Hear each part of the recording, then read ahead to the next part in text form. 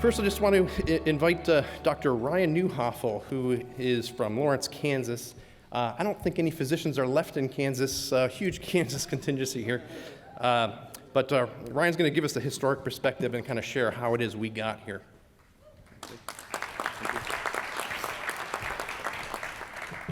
My name is Ryan, and I am a DPC doctor.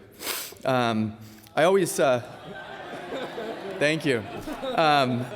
I always feel, and I'm glad you guys picked up on the way I said that, I always feel like I'm kind of attending an AA meeting when I say that, and especially early on when there was, dozens of us, not hundreds of us, I really felt like that, like I was kind of, coming clean. So thank you guys. And I think less and less so I feel like that, and so thank you for making me feel like less of an alcoholic. And I even sobered up so much this year that I'm wearing a blazer. Also, so Chad Savage can't make fun of Josh and I's clothing. So for those of you who were last year, you probably remember that. It was a running joke. But I will say, if this is like a really large AA meeting, a lot of you failed miserably last night, and you should call your sponsors. So, okay, enough jokes about alcohol. I'm going to offend somebody. I see a lot of familiar faces here, and I think Hal did this, but there's the 3 different colors here. So how many, raise of hands, how many already have an active DPC practice? Raise of hands. Okay. And how many are planning on opening one? So not quite half. All right. And then I think what the third color was like in contemplative or learning kind of, is that the third one? So how many are, okay. So probably half practices.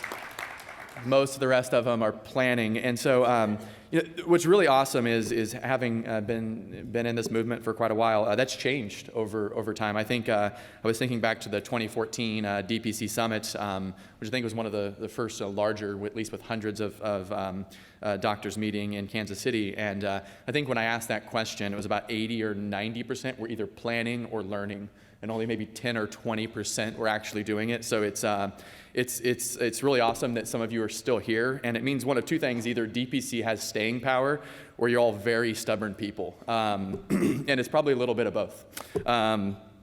So last year I gave kind of a similar review of the history of DPC, and it was really boring because I just gave a timeline. So on the flight here, I decided to do something a little bit different this year. So. Oh no, it got cut off. That's all right. So this is from one of my favorite philosophers, Ben Folds.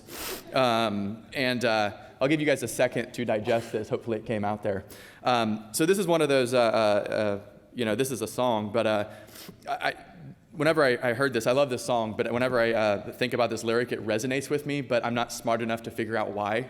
So it's one of those things that sounds really smart. And I think what he means here is that a lot of people who are kind of trapped in a system can't really see that perspective. So you have the old saying about the forest and the trees, but I really think you have to step so far outside of that and be a little bit by yourself to really see the big picture. And so I know a lot of you here are doing that, and a lot of us early adopters of this model really feel alone and afraid.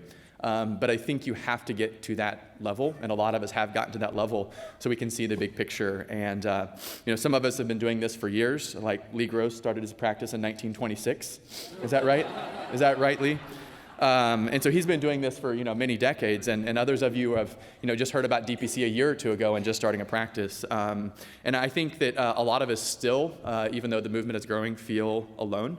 But I'm hoping less and less so, and with meetings like this, that obviously helps. But I think when we talk to doctors who are still kind of stuck in the system, at least I get a little bit frustrated because they don't understand the big picture. And so I always think of this lyric, and I don't know why. So thank you, Ben Folds. Another great philosopher. One of the things that strikes me the most is how much DPC doctors care and actually do something. When I was in medical school, I heard a lot of my mentors who were burnt out, complaining about politics and how crummy everything was, and kind of in despair, but very few of them did anything. They were beat down and frustrated, and I guess in a way passionate, but not with their feet, mostly with their mouths.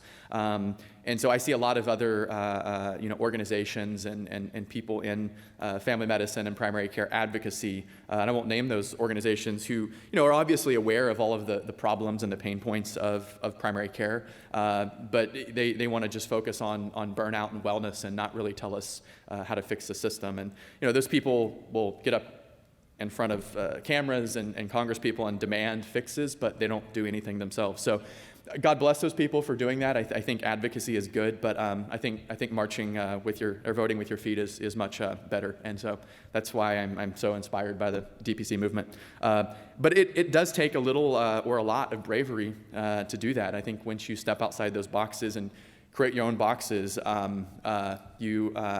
you have to take a lot of flack, and I certainly have, and I'm sure most of you guys have here. And so when you forge your own path and you start hearing other people's stories, their struggles, their successes, it's really, really inspiring when you realize that they're saving not only themselves, but also their patients and their career. So I, over the last 6 years, having done DPC, have met hundreds of doctors, and I wanted to read a list up here of all the the people that inspire me. But Julie Gunther, who is up here, many of them will be up here on the stage. Nick Thompson, Jeff Gold. Again, I don't want to read the whole list, but I just want to say you guys inspire me, and I couldn't.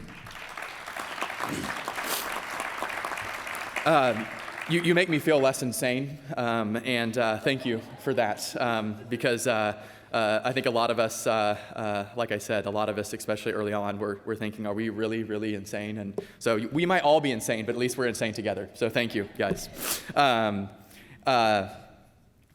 But the real question is how did we get here? Starting in 2011, depending on how you define this, there was maybe a couple dozen DPC doctors, and that's probably being generous. And now we're at over 600, 800, 1,000, again, depending on how you define that. So a lot of people say, how in the world did we go from there to there?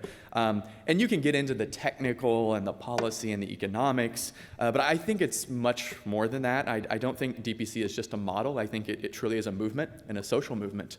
And that movement has grown large enough now where we have a little tribe, a brotherhood or a sisterhood.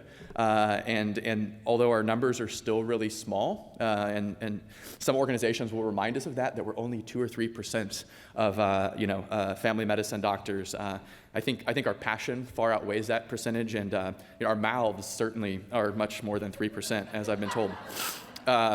And each of you have grown your individual practices if you're already starting that, and a lot of us who've been in there, been in this movement for a while, have seen the market or the movement grow, and I think we hear those stories that it makes a difference in patients' lives. And one of the things that strikes me the most, and I heard Vance Lassie telling the story the other night, which I'd heard before, but Vance told it the best I'd heard. If you guys have ever introduced yourself as a DPC doctor, I've gotten this feedback that they knew I was a DPC doctor before I even told them, because I was smiling and happy. And that's just a really eerie thing, that people kind of pick up on the misery of a lot of doctors. And so Vance told that story the other night, that he went up and introduced himself and said he was a DPC doctor. And they said, well, of course you are, because you're smiling. But I don't want to sugarcoat all of this. Movements are hard and change is hard, and the risks that a lot of doctors have taken are enormous, both personally, professionally, financially, and it's been a lot of blood, sweat, tears, and other bodily fluids for some people to get here. Stories I won't share, we don't have enough time. And the networking between all of us has evolved. I think in the early days, back when I was, it was single phone calls. It was Lee and one doctor, or Josh and one doctor, spending hours on the phone talking about what we were going to do and how we were going to grow this thing or grow our practices. And now we're organizing stuff like this. So it's really, really awesome to see all of this. Okay, next slide. So where do we go next? I'm supposed to just do the history, but I'm going to give a brief thing about the future. So I think that's what this conference is all about, and I think that having historical perspective is really important. But I think that what we are trying to accomplish here is trying to figure out where we're going to be in a year or 10. And there's a lot of great presenters here. There's a lot of great doctors, and a lot of them might already be your mentors. So I hope that you learn from them, and you're going to get a lot of information, some tips, some tools. And I think someone eventually will invent the flux capacitor for DPC. And one of the speakers up here who likes technology, Josh, might be the person to do it. So I'll yield the rest of my time to Julie, who's next.